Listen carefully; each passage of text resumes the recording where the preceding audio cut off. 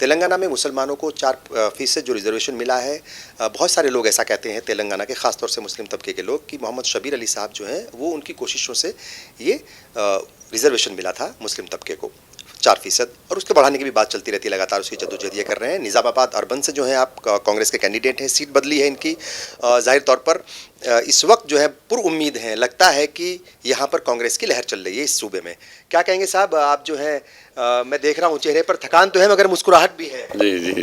ये मुस्कुराहट की वजह बताइए। नहीं, मुस्कुराहट ये है कि लोग तंग आ चुके हैं कि सरकार से, केसीआर के सरकार से 7 साल में सेक्रेटरी नहीं जा सकते, वो उनसे कोई एमएलए नहीं मिल सकते, कोई मिनिस्टर नहीं मिल सकते, अपोजिशन नहीं मिल सकता। तो ये जो समझ रहे थे कि परमानेंट हम ही रहेंगे, और यमुनाक समझ रहे थे कि ये जमहूरियत में नहीं है, वो समझ रहे थे कि अभी भी ये रोमन बादशाहों के जैसा उनका बिहेवियर था। तो उस पर आवाम बहुत चिड़ी हुई है। हम भी नहीं समझे कि फील्ड पे इतनी बड़ी नाराज़गी है, और दिन ब दिन इतनी नाराज़गी बढ़ रही है कि पता नहीं अब उन लोगों का डिपॉजिट्स भी आते हैं नहीं आते, उस तरीके के आवाम में रिएक्शन बढ़ रहा है।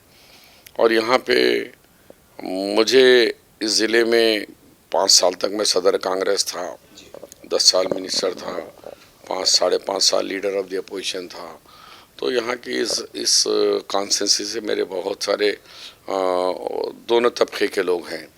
मैं एनएसए में था, यूथ कांग्रेस का था, कांग्रेस में था।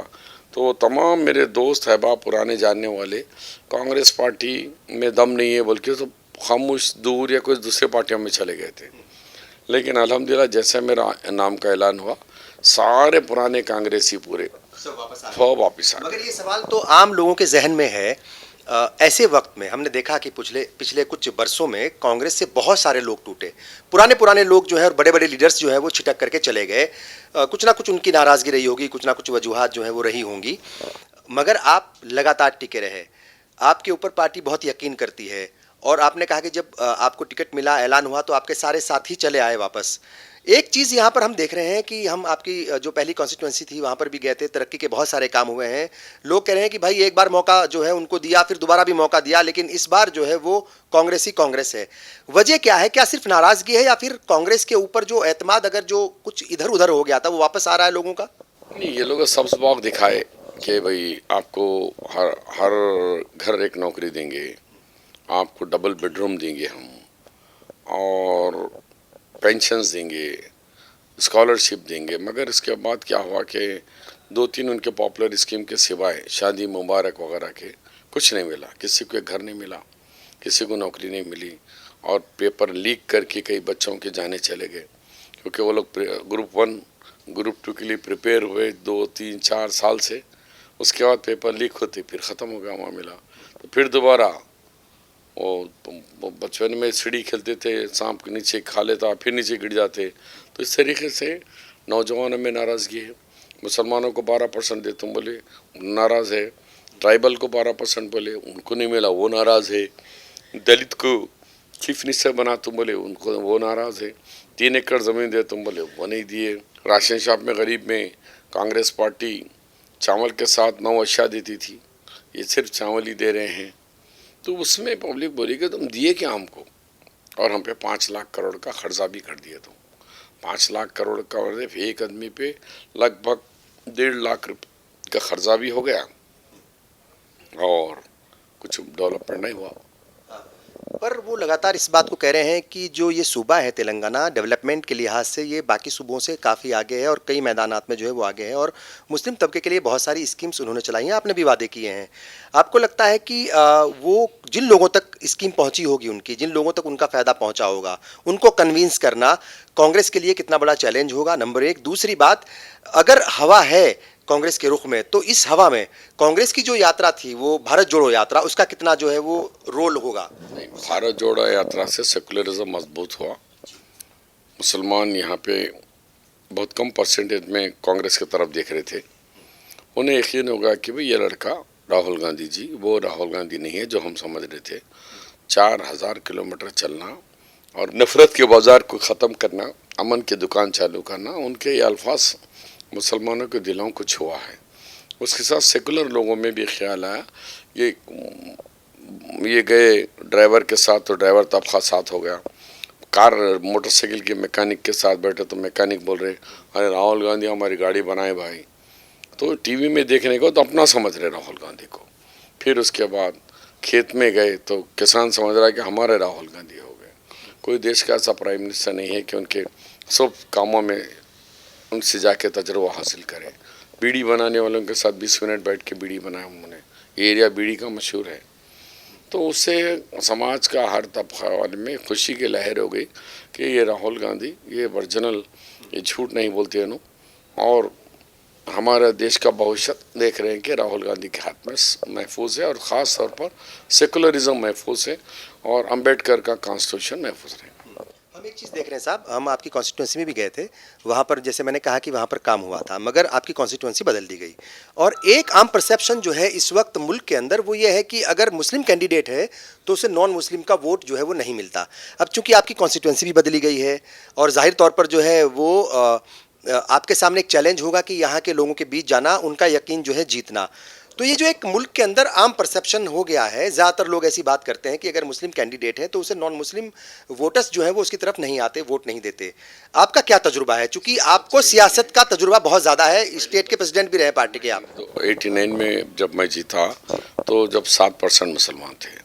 फिर मैं जब 2004 का इलेक्शन जीता और पूरे आंध्र प्रदेश में हाईएस्ट मेजॉरिटी 53,400 की मेजॉरिटी थी, जब मुसलमान 9% थे, आज 10% है, तो 90 तो गैर मुस्लिम भाई है।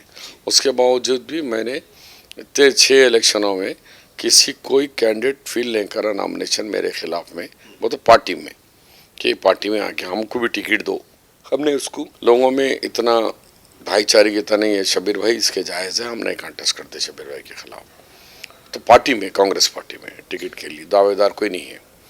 और हमने डेवलपमेंट किया। ये दफ़ा आवाम में था कि शब्बीर भाई को हम जिताएंगे, लेकिन चीफ मिनिस्टर ने 118 कॉन्स्टिट्यूंसी में वो एक मुसलमान को ही हराने के लिए वहाँ आए। तो राहुल गांधी जी ने कहा कि भाई तुम 118 में कोई नहीं मिला, कोई रेड्डियाँ वगैरह कोई नहीं मिली, शब्बीर ही मिला, हम भी वहाँ पे रेवंत रेड्डी को मुकाबला कराते हैं। तो वो बीआरएस के प्रेसिडेंट वो बदला ले रहे। मुझे कहे कि तुम यहाँ जाइए, अब 10% मुसलमान लड़े, अब 40% मुस्लिम के साथ लड़ो सीट। शब्बीर साहब, जैसे मैंने शुरू में ही कहा था कि रिजर्वेशन को लेकर के जो है वो आम लोगों के अंदर, खासतौर से मुस्लिम तबके के अंदर ये है कि रिजर्वेशन मिला, वो आपकी बहुत सारी जो है वो कोशिशें थी और उसका नतीजा ये था। मगर ऐसा लोग कह रहे हैं कि उसके ऊपर ख़तरा मंडरा रहा है अगर बीजेपी की हुकूमत बनी, चूँकि बीजेपी के लीडर्स यहाँ आ रहे हैं मतलब कैंपेनिंग में कैंपेन करने के लिए, और वो साफ तौर पर खुले तौर पर ये कह रहे हैं कि हमारी हुकूमत बनी तो हम ये मुस्लिम रिजर्वेशन ख़त्म कर देंगे आइन के मुताबिक। या फिर आपको क्या लगता है कि मतलब ये जो उनकी बात है, इसको खाली मतलब एक जुमला माना जाए या फिर इसको संजीदगी से लिया जाए? जुमला माना जाए, इसलिए कि ये तो जैसा 15 लाख रुपए कहे थे, ये भी वैसे ही है।